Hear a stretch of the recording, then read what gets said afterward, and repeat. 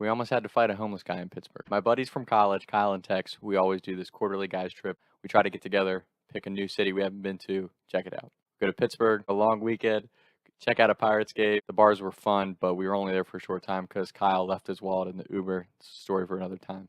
We get to the end of our trip. It's a Sunday night, driving back on Monday, so it's totally dead on Sunday. We grab food at this restaurant close to our Airbnb. We're on the city side, so we walk across the river to go to the North Shore and grab some beers, which again, totally dead, just three of us basically, but we're going to go do it anyway.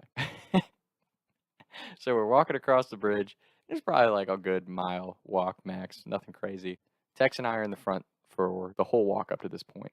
We stop for 2 seconds. Kyle gets in front of us, and we're like halfway across one of the bridges there at this point. As we're walking to the second half of the bridge, you see this homeless guy coming at us, and not being judgmental, but clearly homeless. Like he's got all his clothes and he's carrying all this stuff in these shopping bags. As he gets closer to us, he's got his head down. He's not looking at us, and we're walking on the one side. He's walking on the other. We're just as soon as we're about to pass him, thinking nothing of it. We've passed a lot of homeless people at this point. It's just how the city is. He drops his bags, jets across, gets right in Kyle's grill. Motherfucker, I know you're the cop that's following me. And we're like, shit, whoa. And we're immediately all just kind of on alert, like, shit, is this guy going to stab us? Is he going to attack us? Like, because he was super aggressive, and he's like spitting in Kyle's face, screaming at him. And he's like, from here to the mic, like right there, right in his face. I know you're the motherfucking bitch that got John Joe arrested. I know you're this, I know you're that, just saying crazy stuff. And he's like, quit following me. This is the third bar I've seen you at. We're like, bar? We're on a bridge in the middle of the night, but okay. Tex and I aren't saying shit. We're probably 2 or 3 feet behind Kyle, and Kyle's just taking this to the face. You can see the guy's eyes way dilated. Like he's clearly like cracked out on something. He's not there, and he's like, "Don't you fuck with me." Kyle's like, "Dude, not fucking with you. Like, not following you. Not a cop. Coming from the opposite direction." Kyle's trying to be calm and talk this guy down, and the dude's like, "Bullshit." Points at points at Kyle. Mom points at Tex. Dad points at me. Nephew? Mom, dad, nephew? I know you motherfuckers been following me. And we're like, wait, we were cops, now we're mom, dad, nephew. Like, what's going on here?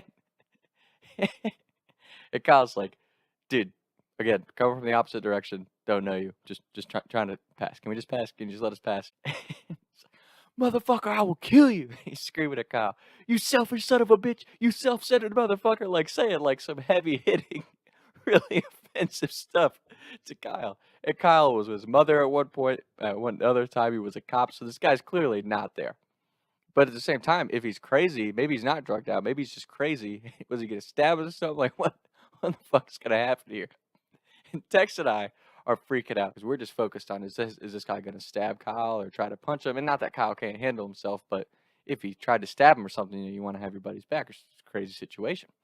And what are the odds, right? How many homeless people you pass that don't even bother you? So just the fact that this happens on a completely dead Sunday night in Pittsburgh, it was just like, you got to be kidding me. As this conversation with Kyle continues, Kyle's like, dude, like, again, we're just trying to pass, coming from a different direction, just calm down. And the guy's like, nah. I know you're the motherfucker that got so-and-so arrested and got my brother killed. And we're like, whoa, now he's a cop again. No longer are we his family, now we're cops. It just is all over the place. I can't imagine how Kyle's feeling. This dude's just like spitting in Kyle's face, just screaming at him. Like, I can't imagine what's going through Kyle's head. I know it's going through our head, but he's like, Kyle's just taking the brunt of this. And of course, Kyle's been leading this walk for 30 seconds and this happens. That's probably why it was so funny for me and Tex after the fact. But in the moment, we were just waiting for something crazy to go down.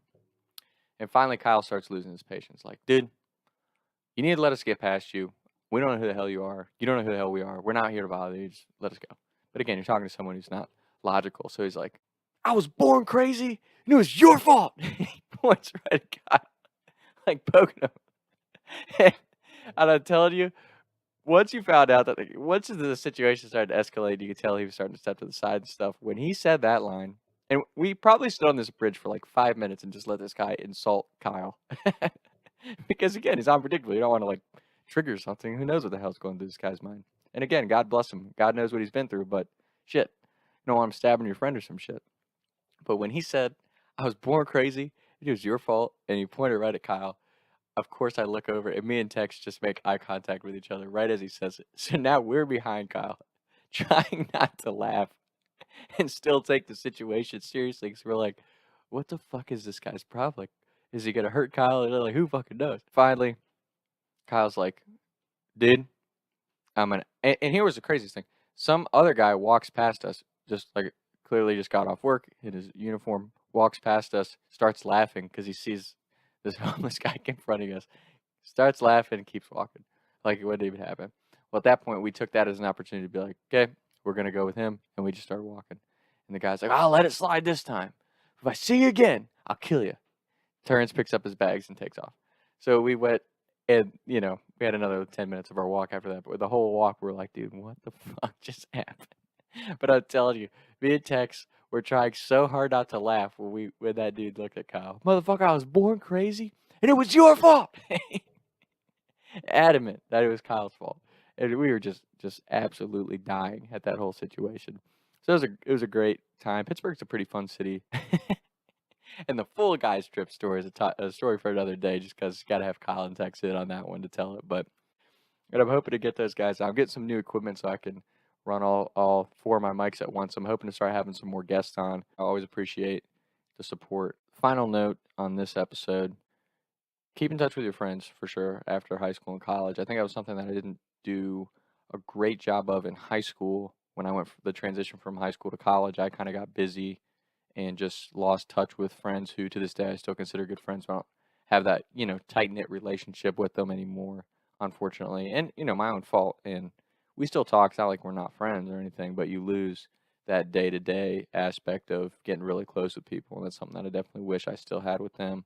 But, I think it all is a life, life's a lesson and everything happens for a reason. And I think it was a good thing because it made me really focus on all the good friends I made in college. I wanted to keep in touch with them when I left, and we've all done a pretty good job of at least once a month we see each other, and that's that's pretty good, all things considered, when you think about how busy life gets after school. So I recommend that to anyone. If you have your good, genuine friends that you want to keep in touch with, make sure you make the effort too. I know the phone goes both ways, but I used to do that a lot too. Like, damn, why am I going to text or call that motherfucker when they never call me? But it's like once you do, that gets reciprocated. Don't be afraid to be the first one to make that phone call, reach out to an old friend or somebody that you just want to stay in touch with, because life gets busy and sometimes you just forget. So that's the story. I guess that's my lesson in this. Appreciate all the support. Talk sometime. Swear you went and got the best of me. What kind of fool thinks that shit is meant to be? I ain't got time to have a fucking bitch on my mind. What the fuck you want? Was on 100, now I'm cutting off all I want. 10 toes down, but you went and cut them all off. Now you calling saying that you want all I got. Ain't no disrespect, I ain't with all the fucking cloud chasing shit. I want it all, but I don't got all that you want yet. I need patience, but somehow that's something I don't get. Yeah. I hope he's fine, I hope he's rich, I hope he dumps you in a ditch. We always find something better, don't we, baby? Don't hit me up, don't leave a text when you'll regret it to your meds. I hope he's taking good care of my baby. And of course, Kyle, he probably will.